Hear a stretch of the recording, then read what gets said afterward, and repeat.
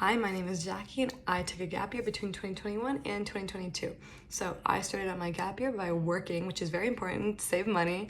And then I left to go to Barcelona for an internship, a social media internship at a language company from October to the end of December. This was an incredible time for me and a great way to start my gap year, and I would give the advice for you guys as well, because I had a home base, and this was so important just because it was a foreign country, it was a entirely different culture, and so for me, I loved having an apartment where I could travel to other countries surrounding, because Europe is very easy to just bounce around, but I could come back to Barcelona and feel comfortable in my own space and just learn how to live on my own. And that was an incredible experience. It really was. I would definitely recommend doing at least one part of your gap year in one place.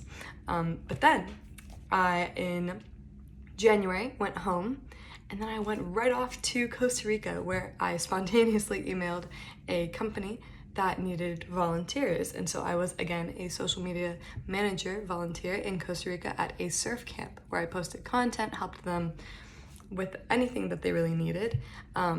And I met so many different kinds of people, and this was definitely so different from Barcelona because it was more fast-paced.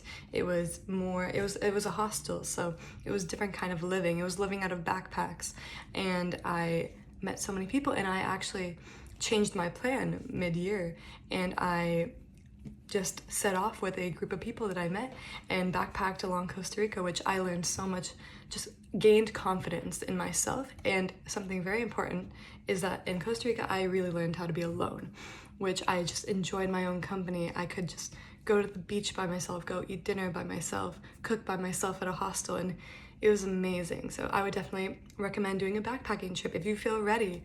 And then after Costa Rica, this was a very important part for me as well, is I worked.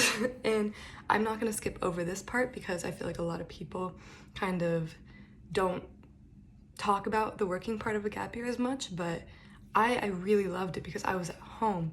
I got to rejuvenate from all of my traveling, and gain some work experience and some money, which is very important. But I definitely think if you're feeling a little, lost in the traveling, I would recommend getting a job just for a little bit. It's a very nice break in between.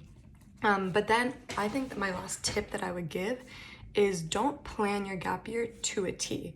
You're gonna meet people, you're gonna change your mind halfway throughout the year, and you're gonna wanna go to Germany or meet a friend from Denmark, and it's gonna be last minute. So I would say plan it, but don't plan it day by day.